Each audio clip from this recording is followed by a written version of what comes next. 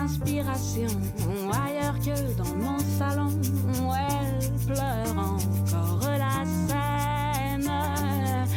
Relève, relève-toi, c'est pas fini. Relève, relève-toi, il faut chanter. Bonjour à tous, ici Adam Sauvé. Je vous souhaite la bienvenue sur Radio Sipo dans notre émission de balado-diffusion Les Voix du théâtre. Les Voix du théâtre, c'est quoi? C'est une marmite d'art, de culture et de société, le tout mijoté avec soin en compagnie d'invités divers et ce autour d'une table et d'un micro. Pour cet opus intitulé Grand Guignol, j'ai le plaisir d'accueillir Charlène Bashrati. Oui, oh merci Adam d'avoir travaillé la prononciation de mon nom de famille. Ça me fait plaisir, Charlène, comment vas-tu? Ça va très bien et toi? Oui, ça va très très bien. Merci infiniment d'être là. Je me disais avant qu'on entre dans le vif du sujet, est-ce que tu pourrais te présenter, s'il te plaît, Mais pour oui, nos ça va me faire auditeurs? plaisir de parler de moi. Alors, donc moi je suis danseuse et chorégraphe de formation. Chemin faisant, j'ai découvert les comédies musicales et le plaisir de jouer, danser et chanter en même temps. Et chemin continuant, j'ai découvert le théâtre, comme tu t'en doutes, Mhm. et la mise en scène dans laquelle j'essaye de percer un petit peu. Bref, ça veut dire que je profite de chaque occasion qui m'est donnée pour faire de la scène. Et ça veut dire aussi que ça fait plus de 30 ans que je fais ces petits plaisirs-là, donc ça ne me rajeunit pas. C'est ce que j'allais dire. Non, pardon, C'est excuse-moi. ça. Non, mais voilà, bah, écoute, merci pour cette présentation. 30 ans déjà de travail, c'est fabuleux ça. T'en as vécu combien des vies, tu penses? Oula, pas assez encore, je trouve, à mon goût.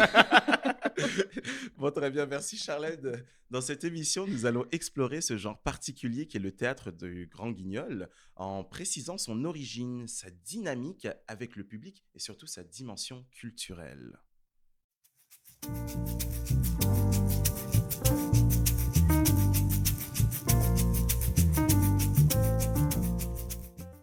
Vous connaissez sans doute Guignol, qui ne doit pas être confondu avec le Grand Guignol. Quelle est la différence, Charlène, et d'où vient l'expression grand guignolesque? Alors, tu fais bien d'avertir le public, hein, c'est vraiment deux choses différentes et l'explication est à la fois très simple et très compliquée sur la raison de l'existence en fait du Grand Guignol. Alors, Grand Guignol, ce n'est ni un théâtre de marionnettes, ni un théâtre pour l'enfant, on vient de le dire, mais les deux sont quand même très proches.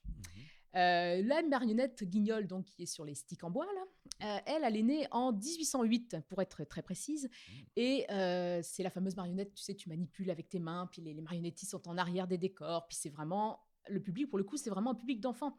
Mais ce guignol-là, c'est en fait c'est la représentation un peu de l'art sous toutes ses formes à l'époque, donc dans la ville lyonnaise en France. Donc c'est le théâtre, c'est la presse, c'est les cartes postales, mais c'est aussi une critique de la société, Ah hein. d'accord, Ah bah ok. oui, Mhm, tout n'est pas blanc ou noir, mhm. il y a un petit peu de gris là-dedans. Ça me fait penser à l'émission qui a joué très longtemps, en tout cas en France, les Guignols de l'info. Mais oui, J'imagine que ça doit être il en tirer son origine, en tout cas, ou son inspiration de ça, j'imagine. tu as raison, c'est Mhm. vraiment un enfant légitime du guignol pour les enfants. Voilà.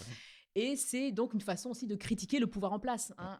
Si tu te remets en question à ce moment-là dans l'histoire, tu es sous Napoléon III, le Second Empire, donc c'est pas la joie de vivre, C'est hein. ça, C'est un hein. petit peu C'est pas compliqué, Jojo. comment on dirait ça, c'est pas facile tous les jours. Et donc le guignol, cette marionnette, c'est une façon un peu de critiquer le pouvoir en place. Donc finalement, la police veille au grain, hein. La Mhm. police, elle traîne toujours et puis elle donne ses amendes, ou en tout cas elle veille, c'est ça, elle veille au grain. Et alors, tu vas me dire, mais Charlène, Grand Guignol, finalement, ça vient d'où? Il est où le lien? Alors, le lien, c'est que le Guignol, pour enfants, il a subi beaucoup de censure par la présence policière, entre autres. Ouais. Et Oscar Métainier, le créateur du Grand Guignol, lui aussi a connu beaucoup de censure dans ses premiers écrits, qui étaient un petit peu frontaux. Mhm. Et ce qui fait que lui, quand il a cherché un nom pour son théâtre, il s'est dit, bah là, je suis né la même année que le Guignol pour enfants, et comme lui, j'ai subi beaucoup de censure, mais je ne veux pas m'arrêter là. J'ai grandi, donc je suis devenu un grand Guignol. Donc tu vois le lien, tu Ah, vois où je veux en venir. d'accord. Donc c'est Ah simple et oui. c'est compliqué. Et donc voilà, donc il a décidé que lui aussi, il allait continuer à un peu se battre contre la censure, mais en version grandie du Guignol. Donc il est devenu le Grand Guignol. Donc aujourd'hui, le Grand Guignol, c'est le lieu Mhm. et c'est un genre.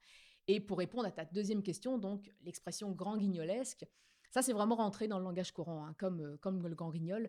Le grand guignolesque, en fait, ça va vraiment, c'est pour qualifier un fait divers qui va être particulièrement sanguinolent, hein. Mais D'accord. vraiment à l'excès. Tu peux imaginer vraiment il y a des flots, hein, des flots de Mhm. sang. Puis c'est tellement important que c'en est grotesque un peu ce flot de sang. Et par contre-coup, ça va être comique, fatalement. D'accord. Donc grand guignolesque, c'est tout ça. C'est un fait divers qui est vraiment gros Parfait. dans tous Donc, ces... donc beaucoup de sang, Beaucoup de sang. rigolo. Voilà, je pense qu'on Excellent. a bien résumé au final. Donc, Guignol est un personnage de théâtre pour enfants et le grand Guignol un genre, donc plutôt réservé aux adultes, hein, comme on vient de le signaler. Définitivement. Il y a deux choses marquantes avec le grand Guignol. Son origine qui se situe dans le quartier de Pigalle à Paris, hein. Donc ça, c'est un quartier de cabaret, hein. Et aussi, il y a les affiches de ce genre aussi théâtral qui sont affichées, qui sont très particulières. Et comme on l'a dit, hein, c'est très graphique, hein. Donc ces images-là, on peut vraiment se dire que ça fait beaucoup penser en fait aux posters de films gore aussi qu'il y avait à une Oui, certaine époque aussi. Donc moi, je pense qu'aussi ils ont dû tirer un petit peu de ça, ou en tout cas, c'était de l'époque. Donc c'est ça. Il y a des affiches, hein, comme L'homme qui a tué la mort, par exemple. Il y a L'étreinte sanglante, Le baiser de sang, Le vampire. Ça, c'est vraiment pour n'en citer que eux, pour vous tu, donner un tu- petit tu vois exemple, un peu quoi. la thématique. On est toujours un peu dans le... C'est ça. C'est pas joyeux. C'est pas Oh, joyeux, le grand guignol. exactement, voilà. Ou en tout cas, c'est joyeux, mais d'une certaine manière. Voilà.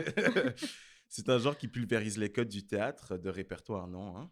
Oui, alors tu l'as bien dit tantôt, on a le sang et on a les rires, effectivement, dans un registre plus élégant. Peut-être nous Mhm. pourrions dire que c'est un théâtre d'épouvante et de rire. Ah oui, Voilà. ok, parfait. Je- J'aime bien ces mots. Là, tu aimes bien, bon, je te les donne. Alors, tu dis que ça pulvérise les codes. Effectivement, ça les pulvérise sous plusieurs aspects. Bon, déjà, il faut toujours se remettre en contexte parce que le Grand Guignol, c'est vraiment un théâtre d'époque, hein. Ça Mhm. s'inscrit vraiment dans son époque. Ça met en scène les peurs et les interrogations Oui. de cette époque. Donc, je veux dire par là la peur des maladies contagieuses, du progrès, de Mhm. l'étranger, vraiment dans le sens étrange. La joie de vivre.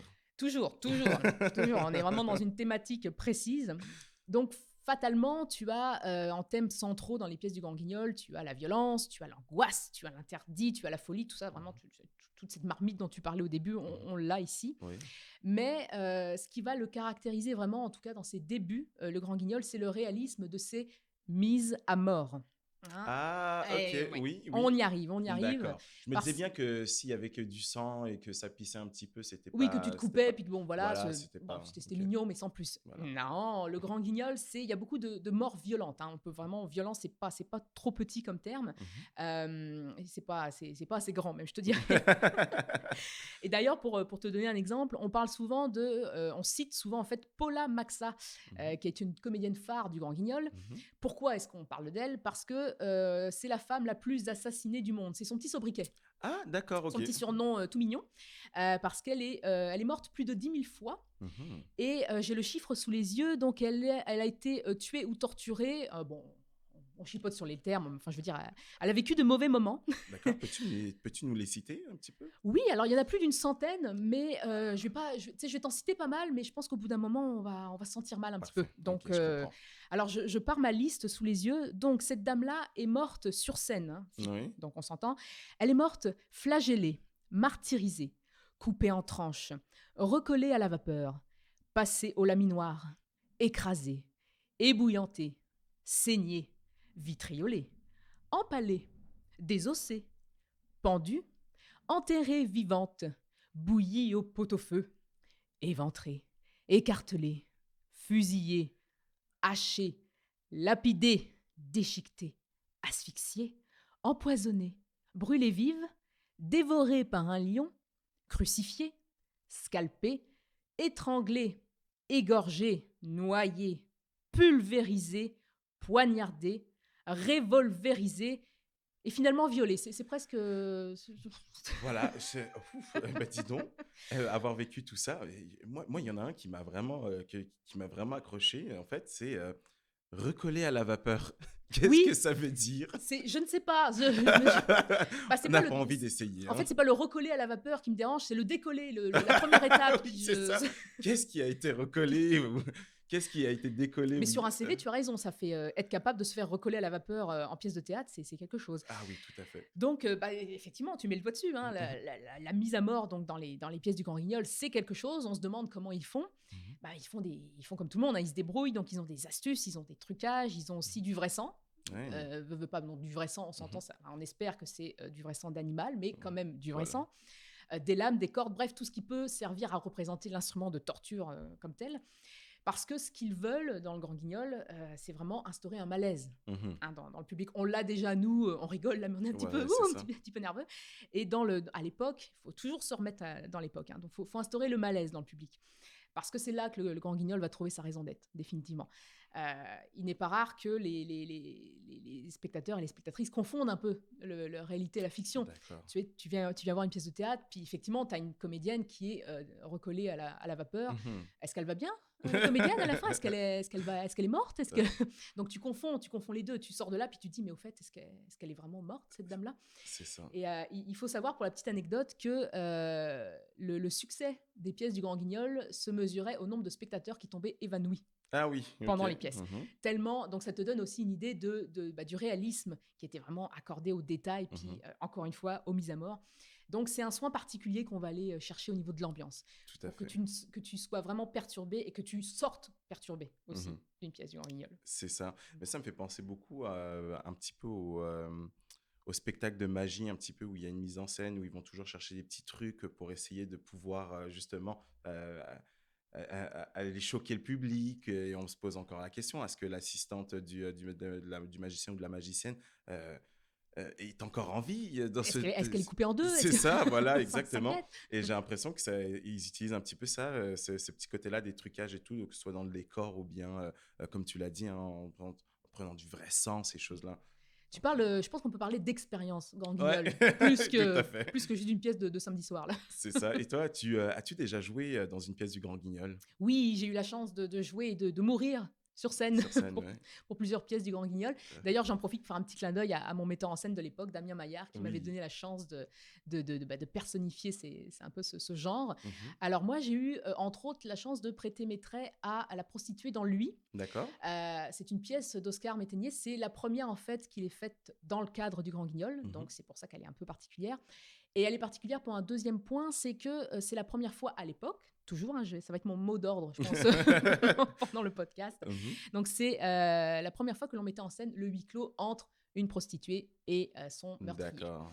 Donc, c'est un peu particulier et c'est pour ça qu'elle est un petit peu spéciale, cette pièce, Lui. Oui, tout à fait. Et d'ailleurs, ça me fait penser, j'ai également eu la chance de jouer des pièces du Grand Guignol. Et, Félicitations. merci beaucoup. Je n'étais pas mort dedans, mais je ne suis pas mort dedans, mais disons que j'étais assez fou. Oui, Je me suis transformé en animal, c'était Ah, très drôle. c'est sympa, oui. Voilà, c'est ça. Et d'ailleurs, justement, il y avait eu un travail qui a été fait avec le décor pour l'une d'entre elles. En tout cas, vu que c'est des pièces courtes, on en avait fait 2 durant ce spectacle-là. Et d'ailleurs, il y avait une guillotine dedans. Et donc, on a réussi à jouer un petit peu avec ça pour justement à la fin avoir la tête qui tombe et tout. C'était assez cool. Ouais. Je ne sais pas si on peut parler de cool, mais Ça dépend effectivement, pour ça qui. donne un très bon exemple d'un peu des plans B, hein, qu'il faut avoir sous la main pour recréer et la guillotine et surtout la sensation de tête qui tombe, hein. C'est C'est pas, ça. on reste au théâtre, hein, quand même. C'est ça, tout à fait. Bon, nous allons passer à la dynamique du Grand Guignol.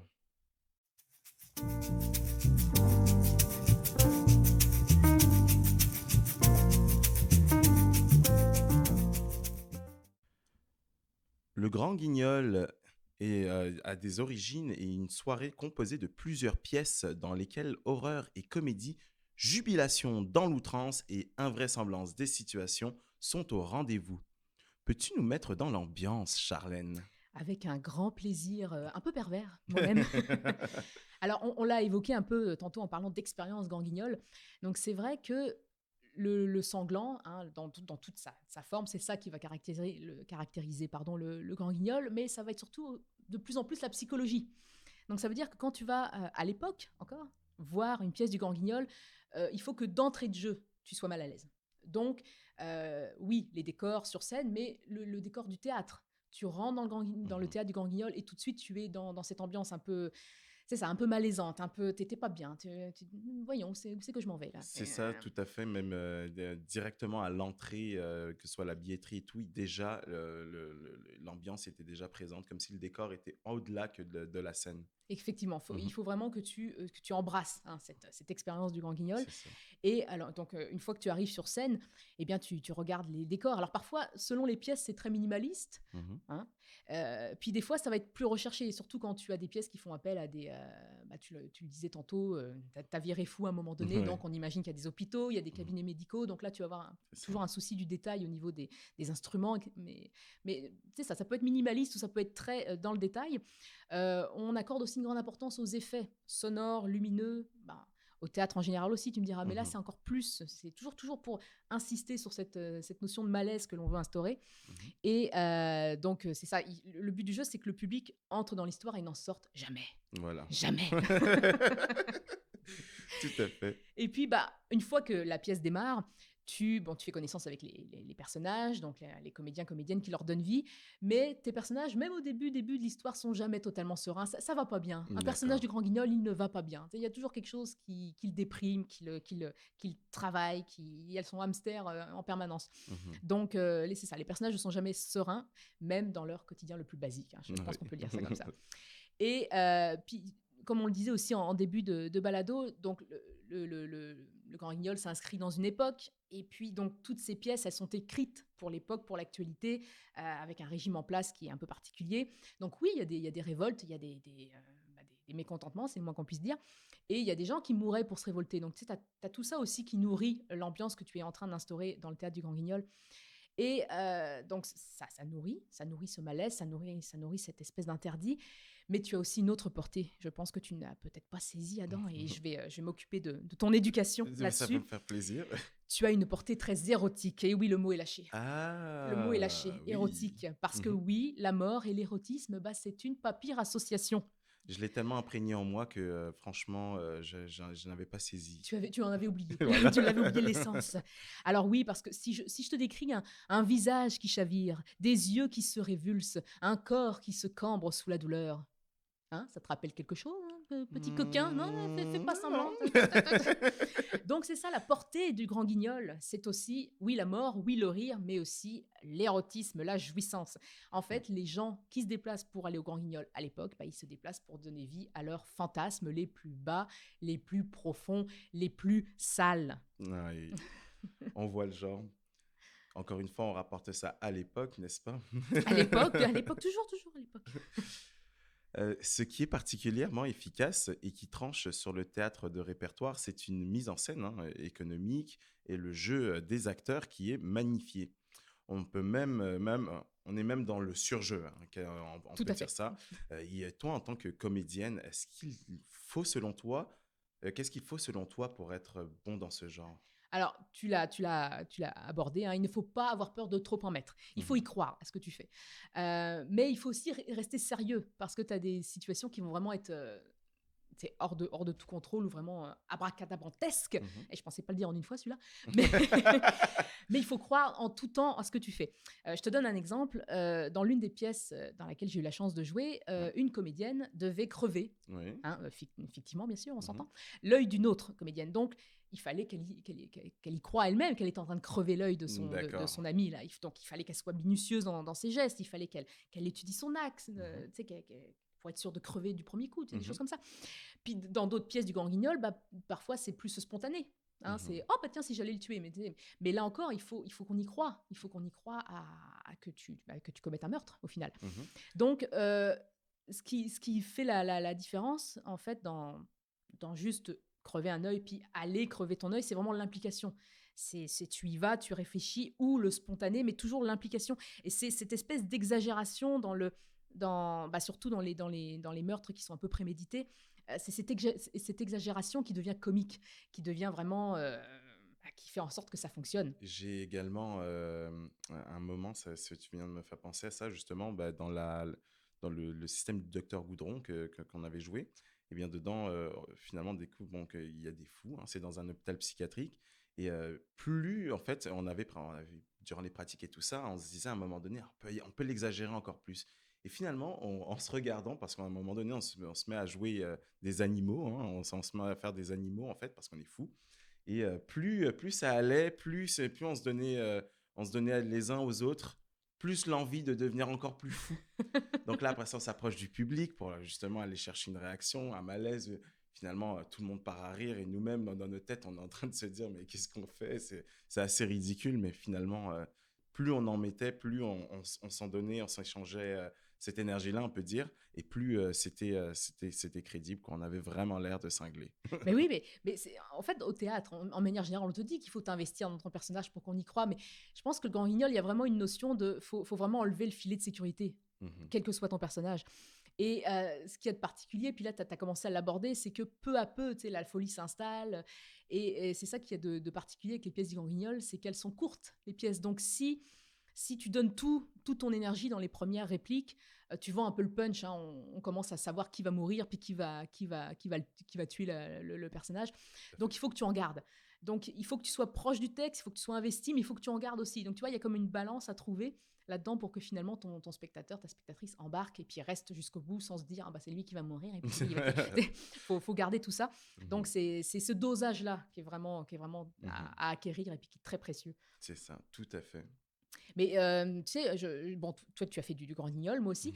Est-ce que ça te dirait qu'on replonge un peu dans ces souvenirs un peu oui, tu aurais quelque magnifiques chose à proposer? Oh mais oui, bien sûr. Je te propose de faire revivre les années folles du Grand Guignol, avec un extrait d'une pièce qui s'appelle Un baiser dans la nuit. Donc ça sonne romantique, mais pas du tout. C'est grosso modo un Henri qui a été vitriolé par sa maîtresse. Rien que ça? Bah oui, un petit vitriolage en règle, et qui décide de se venger. Comment, me diras-tu? Eh bien, en la vitriolant à son tour. Ah bon.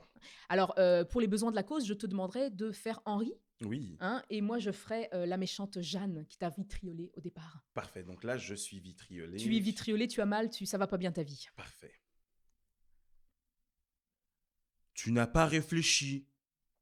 Tu n'as pas réfléchi quand tu es allé l'acheter. Tu ne réfléchissais pas quand tu savais prendre pour demander une voix si calme que le marchand ne se doutait de rien. Tu n'as pas réfléchi tandis que tu versais l'acide dans le bol.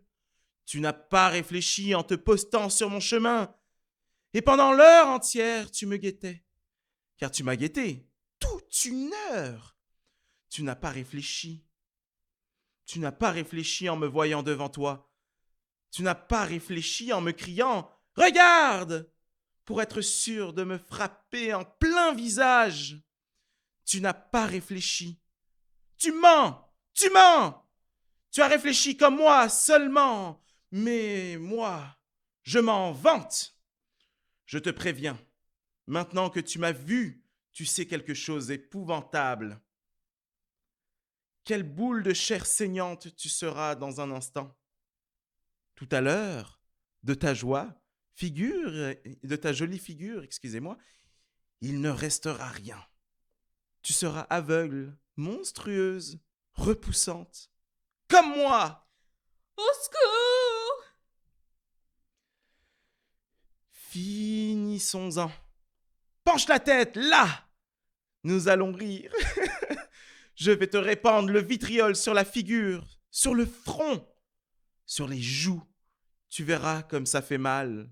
Après, nous serons des amants incomparables, faits l'un pour l'autre. Tiens, une goutte d'abord. Ah!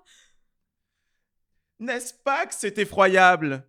Mais ce n'est rien. Le terrible, c'est quand cela coule sur les yeux, tes jolis yeux. Si je les épargnais, qu'en dis-tu? Pour qu'une fois guéri, tu puisses te voir. Oh, mais je souffre!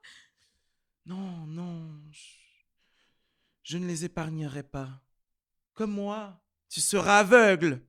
Comme moi, tu vas connaître la nuit, la grande nuit. Allons, je regarde une dernière fois. Pas ça! Pas ça! Souviens-toi de mes yeux. Souviens-toi de la lumière. Là! Ah! Non, non, non, non, non, non, non, non, non, n'ouvre pas la bouche. Je ne veux pas te tuer. Ce serait trop doux. Mais je brûle! Tais-toi! Tu me mords. Mais ce n'est rien là. Là, encore! Ça fait mal, hein? Ah! C'est l'enfer! Les yeux maintenant. Oh, mes yeux! Non, mes yeux! Mes yeux! C'est fini, c'est fini, c'est fini, c'est fini. Donc, tu as vu un peu ce support que je t'ai apporté en tant que comédienne. Je pense que je t'ai tout donné, là. Merci à toi, en tout cas. Merci de m'avoir refait vivre ça. Le vitriol m'avait manqué dans ma Mais tu as vie. vu, hein, le vitriol érotique, hein, Ouais, c'est on y ça. était, on y était exactement. Oui, c'est vrai, on a tout à fait, on pouvait voir la dimension un peu perverse qu'il y avait derrière. Finalement, il y avait une ambivalence entre la vengeance, mais en même temps le malin plaisir de le faire, quoi. C'est tout à fait. Mais terminons maintenant avec la portée culturelle du Grand Guignol.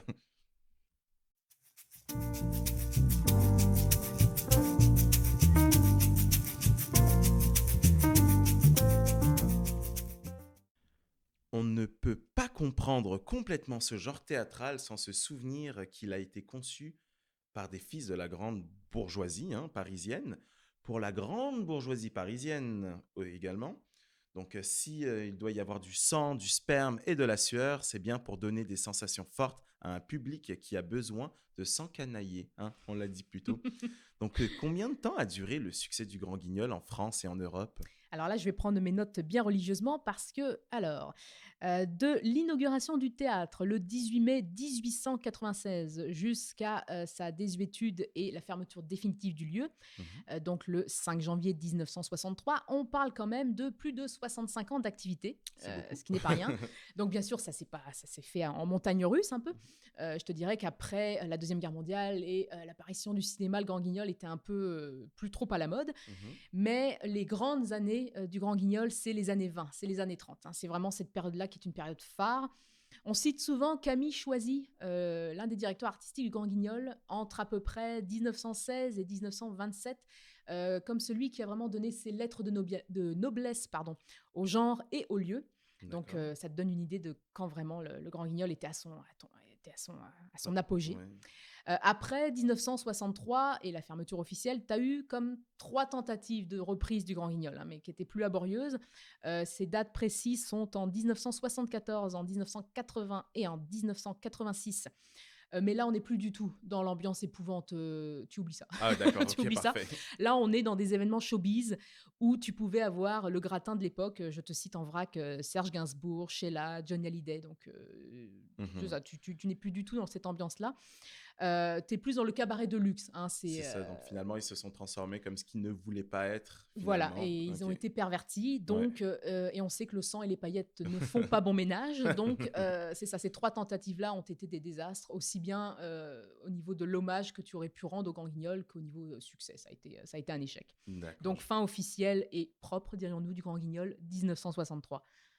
Ah oui, ok, parfait. Et donc, après ça, là, on vient de parler de cette période-là en France, mais il y a aussi ailleurs dans le monde où le Grand Guignol a eu un impact, en tout cas. Donc, il y a les Anglais, tout en se pinçant le nez à propos des Français, ils étaient fascinés et le sont toujours par Pigalle pour ses danseuses et le relâchement des mœurs, mais ce sont aussi de grands amateurs d'épouvante. Y avait-il de grands artistes du Grand Guignol en Angleterre? Oui, le Grand Guignol a dépassé un peu les frontières, les simples frontières françaises.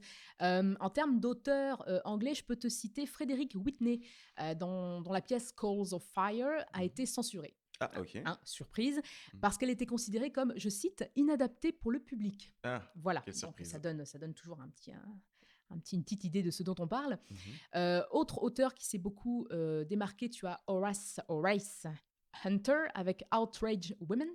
Donc ça, ces 2 auteurs-là et leurs textes originaux, c'est vraiment, comme je le dis, des textes originaux. C'est pas des adaptations qu'ils ont faites, hein. D'accord. Ils se sont vraiment appropriés le genre pour vraiment lui donner vie à leur façon. Et puis tu avais aussi l'équivalent anglais de Paula Maxa, notre fameuse femme la plus assassinée Oui, du monde. je m'en souviendrai assez longtemps. De son recollage à la vapeur. Donc cette comédienne s'appelait Sybil Thorndike, et selon les dires de ses propres enfants, je cite encore, elle n'était jamais aussi angélique et douce que pendant les représentations du Grand Guignol. D'accord. Voilà. Donc elle a bien, elle aussi s'est bien imprégnée du style, je pense. Eh ben, dis donc. Et sinon, comment le Grand Guignol est arrivé en Amérique du Nord? Il est arrivé par la petite porte, la petite porte. Disons que il a connu son succès en France, en Angleterre, en Europe en général. Il est arrivé en Amérique du Nord par l'Amérique du Sud. Ok. Donc il y a eu quand même un succès assez estimé là-bas. Ah, Et les frontières ont été franchies, pour ne pas te dire de bêtises, finalement en 1923, donc à New York directement.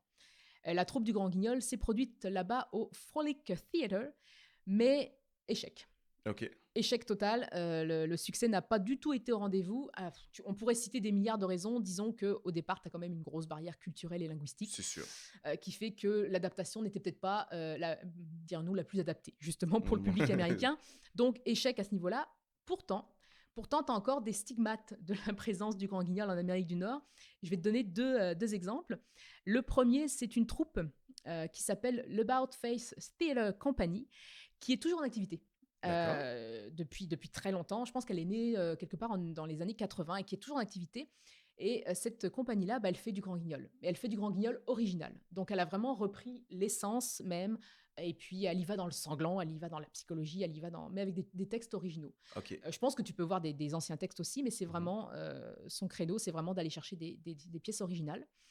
Et puis, tu as autre chose aussi qui, je pense plus que ça existe trop maintenant. C'est né en Californie. C'est les fameux pulp fictions. Ça, ce sont des feuilletons qu'on pourrait qualifier de grand guignolesques, Oui. qui étaient à l'époque imprimés sur du papier cheap, mauvaise qualité, vraiment pas beau. Là. Et ça, c'est directement issu du Grand Guignol. C'est vraiment comme les guignols de l'info que tu Voilà, citais c'est ça, tantôt, c'est c'est encore un fils voilà, un illégitime du version. Grand C'est Guignol. ça. Donc tout ça pour dire que le Grand Guignol, même s'il est passé un coup de vent, il a laissé une trace. Ou un traumatisme. Voilà. C'est selon. C'est selon. Dépendant de l'endroit et des gens qui l'ont vu passer. Ouais, tout à fait. Mais est-ce qu'on pourrait dire que le théâtre interactif Meurtre et Mystère est un héritier du Grand Guignol? Parce que là, on parle des petits-enfants, des choses et tout ça, des inspirations que Ce qui le Grand découle du Guignol a Grand donné. Guignol. Voilà, c'est ça. Mhm. Moi, je te dirais que non. D'accord. Je te dirais que non. Pourquoi? Parce que le Grand Guignol, on l'a vu, hein, c'est le sang, c'est la mort, c'est le Mhm. meurtre. C'est ça le point d'orgue d'une pièce du Grand Guignol. Mhm. Ce n'est pas l'enquête. D'accord. La notion d'enquête, elle est pas là. Elle est pas là. Puis quand elle est là, elle est pas sous ses meilleurs jours. Ok. Les forces de police dans une pièce du Grand Guignol, ils sont très caricaturaux. Ils font pas avancer l'histoire. Ils arrivent trop tard. C'est très paradoxal parce que Oscar Métainier, donc on le rappelle, le fondateur du Grand Guignol, lui-même a travaillé dans la police. Ah, Hein, pas en tant que policier lui-même, mais il a quand même œuvré dans ce corps de métier. D'accord. Et apparemment, il en garde pas un très bon souvenir parce que c'est ça, la représentation policière dans le Grand Guignol, c'est pas ça. Donc, par contre, le Grand Guignol, même s'il n'a pas eu une influence sur Meurtre et Mystère, il a définitivement, puis on l'a abordé rapidement tantôt, les films de série B. Ah, Les oui, vrais films d'horreur, Mhm. cracrades, série B. Ça, c'est aussi un genre qui, comme le Grand Guignol, est sous-estimé et peu reconnu, mais D'accord. qui recèle quand même de véritables pépites. Donc C'est là, vrai. selon moi, les films de série B, c'est vraiment une ligne directrice qui a été au départ donnée par le Grand Guignol, tout à fait. Mhm. Le Grand Guignol, là, qui a été conçu et joué à l'origine, il a peut-être disparu des théâtres, mais il s'est réincarné dans la culture pop, notamment au cinéma. Quels sont les films qui te font le plus penser au Grand Guignol et pourquoi? Alors, moi, je te dirais, j'ai un top 3. Un top 3 pour différentes raisons. Donc, si tu sais pas quoi faire samedi prochain, voilà, ta Dis-nous soirée est tout. faite. Alors, je te dirais Tim Burton. Oui. Hein, ça, je pense que le public commence à faire des connexions là. Mhm. Et je te dirais même plus précisément Sweeney Todd. Oui, tout à fait. Pour le côté comique sanguinolent, je Mhm. pense qu'on peut aller dans cette direction tout à fait. Donc ça, ce Mhm. serait mon premier. Mon deuxième, on va dans quelque chose d'un peu plus, comment je te dirais ça? On va dans l'expérience, un peu Mhm. plus Grand Guignol, avec Shutter Island pour le côté hôpital psychiatrique. Hein, Oui. on a vu que c'était un lieu de prédilection pour le Grand Guignol. C'est ça. Donc là aussi, on peut avoir ce côté psychologique folie à la perfection. Mhm. Et je terminerai avec Suspiria, ou D'accord. Suspiria, je ne sais pas si on le doit le prononcer Ça, je ne connais avec pas. tous les R. Tu as une version qui est sortie il n'y a pas si longtemps, peut-être il y a 4-5 ans. Mais moi, je te demanderais, s'il te plaît, Oui. d'aller chercher la version de 1977. D'accord. Parce que c'est vraiment elle qui te met dans cette ambiance-là qu'on essaye de représenter depuis tantôt. Le malaise, le mal-être, le gore, tout ça, c'est vraiment avec cette version-là que tu l'aurais. Donc le meurtre en version grand guignolesque, il serait très bien illustré avec ces 3 films. Tout à fait. Ok, parfait. Pour les deux premiers, en tout cas, oui, ça, j'en doute pas. Le troisième, je vais aller le chercher, je vais aller écouter C'est une ça. belle découverte, Ouais. honnêtement, même en tant que cinéma, c'est un beau cinéma indépendant déjà, Mhm. et c'est d'un bon film d'époque qui a révolutionné quelques genres aussi, comme Le Grand D'accord. Guignol. J'ai une question pour toi. Mhm. Là, on a parlé du Grand Guignol à travers les âges, de manière moderne aussi et tout ça. Est-ce qu'aujourd'hui, ici au Québec, ou même juste en général, est-ce que tu verrais le Grand Guignol renaître? J'espère, j'aimerais tellement ça. Mhm. Moi-même, j'envisage de faire une prochaine mise en scène avec ce thème-là. C'est sûr que tu peux faire du Grand Guignol maintenant, il n'y a pas de Mhm. problème là. Mais tu sais, j'ai eu mon mot d'ordre, hein, mon maître mot tout le long du balado, qui Oui. était époque. Voilà. Donc voilà, pour moi, le Grand Guignol, il est inscrit dans une époque. Mhm. Et c'est sûr qu'il y avait l'ambiance, il y avait les mœurs, il y avait un peu tout ça. C'était interdit d'aller au Grand Guignol. À l'époque, tu frôlais, tu flirtais avec les limites de Mhm. l'interdit. Tu sais, on l'a vu tantôt avec l'érotisme, la jouissance. Tu le disais pas que tu allais au Grand Guignol à l'époque. Là. D'accord. C'était vraiment un lieu pour s'encanailler, pour se mettre un peu mal à l'aise. Mhm. Donc, cette dimension-là, toute cette dimension-là, tu l'aurais plus aujourd'hui. Tu l'aurais plus. Tu n'aurais plus C'est vrai. aussi l'espèce de peur. Remarque, si tu peux encore l'avoir, mais je veux dire, il y a vraiment un contexte que tu n'as plus, une peur que tu n'as plus tellement. Donc, tu pourrais toujours miser sur les mises à mort, la fameuse, Mhm. tu sais, les trucages, etc., le C'est côté ça. sang, mais le côté malaise, il y aura. C'est sûr que maintenant, avec l'avènement d'Internet ou bien des films et toutes ces époques qui sont passées, hein, toutes ces décennies depuis la création du Grand Guignol, on n'est plus trop surpris de grand-chose. Et les Non, choses sont tellement... mais maintenant, j'ai l'impression qu'aussi dans un spectacle, surtout quand c'est des spectacles vivants, il faut... Il n'y a plus rien d'assez gros pour les gens, vu que tout est faisable à la télé ou en ligne, par exemple. Je me dis que ça pourrait peut-être euh, redonner du souffle un petit peu au spectacle vivant, je sais pas. bah, Euh, t'as une base nostalgie beaucoup, hein. C'est ouais. sûr que tu vas avoir des personnes qui vont adorer ce genre-là. Puis j'insiste sur le mot adorer parce que c'est vraiment particulier. Mhm. Donc oui, tu peux aller jouer sur la nostalgie, effectivement, et puis essayer de faire en sorte Je pense que l'expérience Grand Guignol, il faut la vivre le plus possible comme elle a pu être montée à l'époque. Ouais, ouais. C'est y aller dans le décor, y aller dès que tu rentres, bah ça y est, tu es dans le Grand Guignol. Mhm. C'est là que tu vas aller chercher ton essence, et je pense que c'est ça le plus important en fait si tu voulais faire du Grand Guignol maintenant. Et ben, en tout cas, moi, je t'appuie fortement sur ces projets-là. Même moi, j'aimerais bien revoir ou Le refaire du Grand Grand Guignol, Guignol. C'est le ça. Grand... Ne- N'hésitez pas à nous le dire en commentaire d'ailleurs si vous voulez que ça arrive le plus vite possible. Si vous êtes intéressé à voir du Grand Guignol, s'il y a des pièces en particulier du Grand Guignol aussi que vous aimeriez voir sur scène. Sinon, avant de conclure, Charlène, qu'est-ce que tu souhaiterais recommander aux auditeurs de plus? Alors, il y a plusieurs. Pas tellement, en fait. Il y a pas vraiment beaucoup de choses qu'on peut aller fouiller pour en apprendre plus sur le Grand Guignol. Il y a des films, il y a des livres qui ont été faits sur le sujet. Le film le plus récent, c'est celui qui s'appelle La femme la plus assassinée du monde. D'accord. Donc, bien évidemment, ça fait référence à notre Paula Maxa du début. Mhm. Donc, ce n'est pas l'histoire du Grand Guignol, c'est l'histoire de Paula Maxa. Mais c'est quand même une bonne entrée en matière. Après, moi, il y a le livre que je me suis procuré de peine et de misère, qui est vraiment le livre du Grand Guignol, qui s'appelle Le Grand Guignol, Ouais, je suis le jaloux. théâtre des peurs de la belle époque. Ouais. Oui, tu peux l'être, Oui, tu peux l'être. vraiment. C'est un livre très rare. Non, oui, quand on parle de C'est rarissime. Et encore, il a beau être complet, je pense qu'on parle d'une centaine de pièces qui sont Ouais, répertoriées. C'est pas encore toutes les pièces du Grand Guignol. C'est ouais, impossible de les c'est avoir ça. toutes. Donc, si vous êtes curieux, je pense que le livre en question est disponible en bibliothèque. Mhm. Tu as un autre livre aussi qui s'appelle Sang de bœuf. L'auteur, c'est Cyril Camus. Lui, je ne l'ai pas lu. Ce que j'en sais, c'est que c'est un livre qui, encore là, parle du Grand Guignol, mais en toile de fond. C'est D'accord. pas encore l'histoire du Grand Guignol comme tel. Mhm. C'est pas encore la bonne histoire. Donc, au final, la conclusion que j'aurais de tout ça, c'est que le Grand Guignol semble avoir emporté avec lui une grande part de son mystère. Ouais, voilà. C'est ça que j'en conclus. C'est ça. Alors, aurais-tu une citation peut-être pour nous ou bien quelque chose à retenir? Bah, j'ai une citation effectivement qui, je pense, qui résume bien un peu le côté sale, Mhm. jouissif et interdit que le Grand Guignol a pu représenter à l'époque. Mhm. Donc je vais te la dire, c'est une citation de Agnès Pierron, qui est une linguiste française qui s'est beaucoup intéressée au genre elle aussi. Mhm. Donc la citation est la suivante. Le genre est efficace, au point où certains spectateurs ne peuvent s'empêcher de laisser des traces sur leur fauteuil.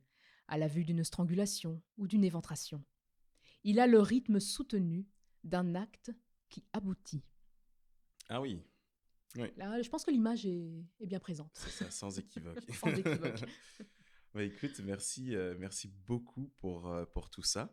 Nous allons passer à la conclusion.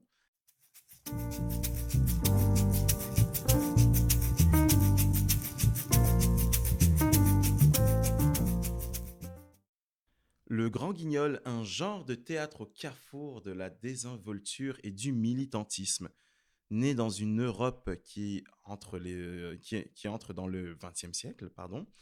Il a tout de suite été décrié par les professionnels du théâtre pour son côté racoleur. Il y avait des expériences d'hypnose sur scène. Donc on parlait tout à l'heure du côté un petit peu magique et tout, de certains principes qui nous font penser à la mise en scène de la magie.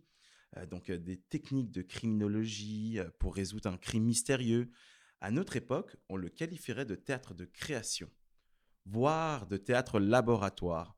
Parce que le Grand Guignol n'est pas qu'un pur divertissement. Il est aussi teinté d'une posture critique face au progrès, la corruption, les déviances de l'époque. Il est le reflet de toutes les ambivalences de la société. Donc, son originalité, avoir su marier Eros et Thanatos, bousculer les codes du théâtre. Les causes de sa disparition pendant la Seconde Guerre mondiale ne sont pas tranchées. Et est-ce que la réalité, la violence de la guerre avait dépassé la fiction? Est-ce parce que ce genre prisé par la bourgeoisie n'a pas su devenir populaire et qu'il a été balayé par le cinéma? Je vous laisse sur ces questions. Avais-tu un dernier mot à ajouter, Charlène, avant qu'on termine?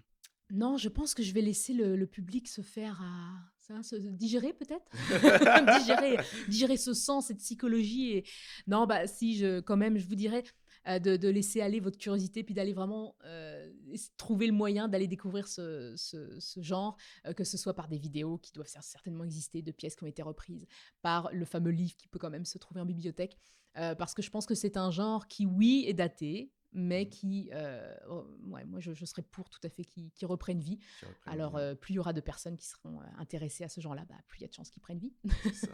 Bah, écoute, hein, merci Bah, merci à Charlène toi. Brachati. Franchement, c'était fabuleux. J'ai passé un très bon moment. Pareillement, J'espère que pareillement. nos auditeurs également. Donc, n'hésitez surtout pas, comme d'habitude, pour nous soutenir, à lâcher un pouce bleu. C'est l'une des meilleures façons de pouvoir faire en sorte de nous faire remonter dans les algorithmes de YouTube. Sinon, n'hésitez pas non plus à vous abonner à la chaîne également. Ça nous permet de voir que la communauté Sipo Matador s'élargit. Donc, n'hésitez pas. Et lâchez un commentaire également si vous avez des questions pour nous. Donc, merci encore. C'était Charlène Bachrati et Adam Sauvé. Merci à toi.